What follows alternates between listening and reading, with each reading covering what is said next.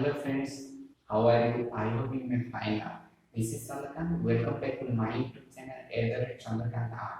Today we discussing about 10 famous painting in world. ଆମେ ଜାଣିଛନ୍ତି ଏ ଦୁନିଆରେ ବହୁତ କଳା ଏବଂ କଳାକାର ମାନେ ଅଛନ୍ତି। ଆମେ ଆଜି ଏହି ଭିଡ଼ିଓ ମାଧ୍ୟମରେ 10ଟି ଫେମସ୍ ପେଣ୍ଟିଂ ଏବଂ ଏହି ପେଣ୍ଟିଂକୁ ବନେଇଥିବା ଆର୍ଟିଷ୍ଟ ମାନଙ୍କ ବିଷୟରେ ଜାଣିପାରିବା। ଏମିତିରେ ଦୁନିଆରେ ଅନେକ କଳାକାର ଅଛନ୍ତି, କିନ୍ତୁ କିଛି କଳାକାର ନିଜର ଦକ୍ଷ ଅନୁସାରେ କଳାକୃତିକୁ ଲୋକଲୋଚନକୁ ଆଣି ଫେମସ୍ ହୋଇଥାନ୍ତି। ଏହି ଭିଡ଼ିଓରେ ଆମେ ଦୁନିଆର ସବୁଠାରୁ 10ଟି ଫେମସ୍ ପେଣ୍ଟିଂ ଏବଂ ପେଣ୍ଟରଙ୍କ ବିଷୟରେ ଜାଣିବା। ପ୍ରଥମେ ତ ଆମେ ମୋନାଲିସା ପେଣ୍ଟିଂ ବିଷୟରେ ଜାଣିବା। ନମ୍ବର 1 ମୋନାଲିସା। ଏହି ପେଣ୍ଟିଂଟି ଇତିହାସର ସବୁଠାରୁ ଫେମସ୍ ପେଣ୍ଟିଂ। ଏହି ପେଣ୍ଟିଂ ବିଷୟରେ ଅଧିକ ତର୍କ ବିତର୍କ ଏବଂ ଲିପିବଦ୍ଧ ଆକାରରେ ଲେଖା ହୋଇଅଛି। ଅଧିକ ଲୋକ ଦେଖିଥିବା ଏବଂ ପସନ୍ଦ କରିଥିବା ପେଣ୍ଟିଂ ମଧ୍ୟରୁ ଏହା ଅନ୍ୟତମ। ଏହାକୁ ଲିଓନାର୍ଡୋ ଡା ଭିଞ୍ଚି 1503ରୁ 1517 ମସିହା ମଧ୍ୟରେ ବନେଇଥିଲେ। ଏହି ପେଣ୍ଟିଂକୁ ବନେଇବା ପାଇଁ ତାଙ୍କୁ 12 ବର୍ଷ ସମୟ ଲାଗିଥିଲା। ଏହି ପେଣ୍ଟିଂରେ ଜଣେ ଇଟାଲିଆନ ମହିଳା ଲିସା ଘେରାଡ଼ିନଙ୍କ ଚିତ୍ର ହୋଇଥିଲା। ଏହି ପେଣ୍ଟିଂ ଉପରେ ବହୁ ବର୍ଷ ପୂର୍ବରୁ ରିସର୍ଚ୍ଚ କରାହୋଇ ଆସୁଛି, କାହିଁକି ନା ଏଥିରେ ବହୁତ ସାରା ରହସ୍ୟ ଲୁଚି ଅଛି। ନମ୍ବର 2 ପେଣ୍ଟିଂରେ ଦ ଲାଷ୍ଟ ସଫର। ଏହି ପେଣ୍ଟିଂକୁ ମଧ୍ୟ ଲିଓନାର୍ଡୋ ଡା ଭିଞ୍ଚି 15ଶ ସେଞ୍ଚୁରୀର ପରେ ବନେଇଥିଲେ। ଏଥିରେ ଜିସସ୍କୁ ଫାଶୀ ଦେବା ପୂର୍ବରୁ ତାଙ୍କ ଶେଷ ଥର ଭୋଜନ କରୁଥିବା ଦେଖାଯାଏ। ସେ ତାଙ୍କର 12 ଜଣ ଶିଷ୍ୟଙ୍କ ସହିତ ବସିଛନ୍ତି। ସେ ତାଙ୍କ ଶିଷ୍ୟମାନଙ୍କୁ କହୁଛନ୍ତି କି ତମମାନଙ୍କ ମଧ୍ୟରୁ ମୋ ସହିତ ଜଣେ ବିଶ୍ୱାସଘାତକ କରିବ। ଲିଓନାର୍ଡୋ ତାଙ୍କର ମଧ୍ୟ ଆହୁରି ଫେମସ୍ ପେଣ୍ଟିଂ ମଧ୍ୟରୁ ଏହି ଭିଡ଼ିଓରେ ସାମିଲ କରାଯାଇ ନାହିଁ। ଏବେ ଜାଣିବା ନମ୍ବର 3 କ୍ରିଏସନ୍ ଅଫ୍ ଆଡମ୍। ହିଷ୍ଟ୍ରିର ବହୁ ରିଲିଜିୟସ୍ ପେଣ୍ଟିଂ ସହିତ ସମାନ ଏବଂ ହାଇ ରେନେସାଁରେ ମୋଷ୍ଟ ଫେମସ୍ ପେଣ୍ଟିଂରୁ ଗୋଟିଏ। ପେଣ୍ଟିଂ ସିଷ୍ଟିନ୍ ଚାପେଲ ସେଲିଂରେ କରାଯାଇଅଛି। ଏହାକୁ ମାଇକେଲ ଏଞ୍ଜେଲୋ 1508ରୁ 1512 ମଧ୍ୟରେ ବନେଇଥିଲେ।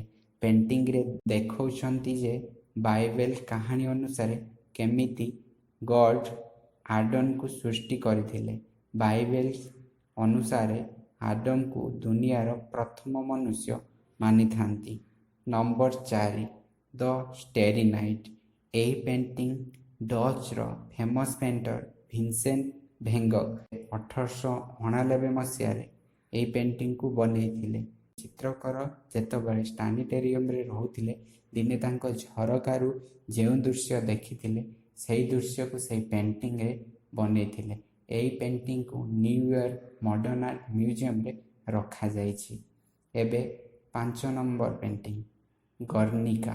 ଏହି ପେଣ୍ଟିଂରେ ପିକାସୋଙ୍କର ସବୁଠାରୁ ଫେମସ୍ ପେଣ୍ଟିଂ ବୋଲି ମନାଯାଇଥାଏ।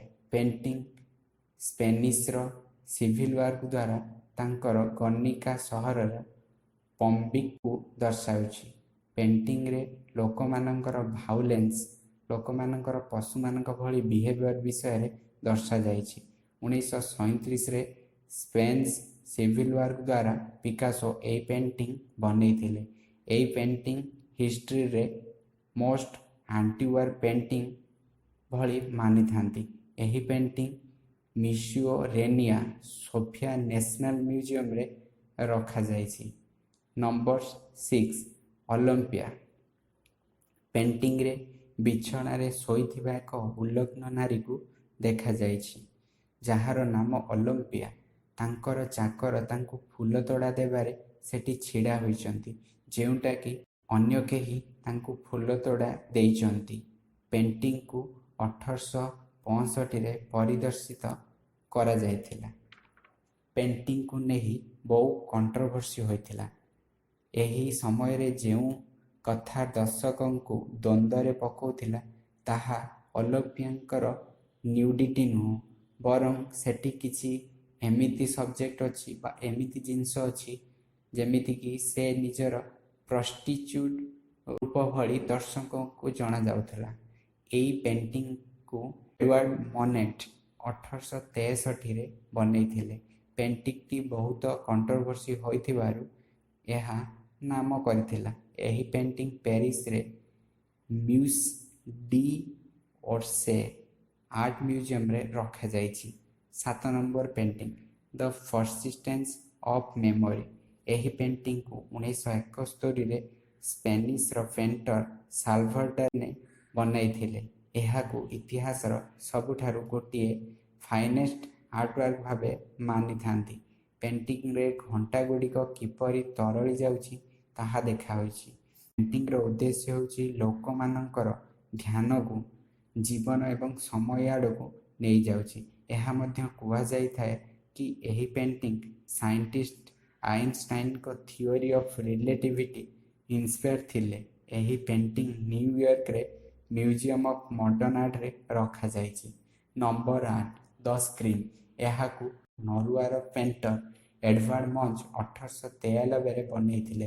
पेंटर कहूथिले दिने से सूर्यास्त देखा बाहरी सेतबेले अचानक आकाश रे सूर्यर प्रकोप बादल को रक्त भली लाल कर देथिला। से कहूथिले पेंटिंग रे प्रकृति रे प्रभाव पकेछि। सेही दिन से जेउ डर अनुभव करथिले सेही दृश्य सेही पेंटिंग रे दर्शाइछन्ति। एही पेंटिंग को एक्सप्रेशनिज्म स्टाइल रे बनैछन्ति। एथिरे इमोशन उपरे बेसी गुरुत्व दिया जाइछि एवं रियलिटी को ब्लर करा जाइछि। 2004 रे पेंटिंग को चोरी करि नैथिले। 2 वर्ष पर्यंत हजि जाइथिला। 2006 रे ए पेंटिंग की पुणी मिलिथिला। एहा नॉर्वेक capital Oslo national gallery museum रे रखा जाइछि। Number 9 the birth of Venus. यह हेउछि इटालियन रेनेसार एक मास्टरपीस पेंटिंग। पेंटिंग रे गोडस भेनसଙ୍କର जन्म को दर्शाउछन्ति। भेनस गोटे सुंदर नारी रूप से समुद्र बाहरुछन्ति। समुद्रर कूल आड़क आसुचन्ति। भेनसଙ୍କର समुद्र रे चेहरा एवं पोस्चर सबुठारु बड़ रहस्यमय। एही पेंटिंग को इटालियन आर्टिस्ट सांड्रो बोत्तिचेली 1480 रे बनैथिले। एहाकू फ्लोरेंस रो उफिजी गैलरी रे रखा जाइथिला।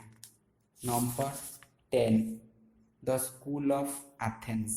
इटालियन रेनेसांस द्वारा बना जाइथिबा एही मास्टरपीस रेनेसार सबुठारु सुंदर पेंटिंग मध्यरु अन्यतम। एहाकू इटाली रे महान पेंटर राफेल 1509 रु 1511 मसीहा मध्य बनैथिले। पेंटिंग रे एंशिएंट ग्रीक फिलोसोफर को देखा जाइछि। एथिरे मझिरे जेउ व्यक्ति 2 जन अछंती सेमाने हेले प्लाटो एवं अरिस्टोटेल। एथिरे पाइथागोरस मध्य बसिचंती। एहाकू अपोस्टोलिक पैलेस रे रखा जाइछि।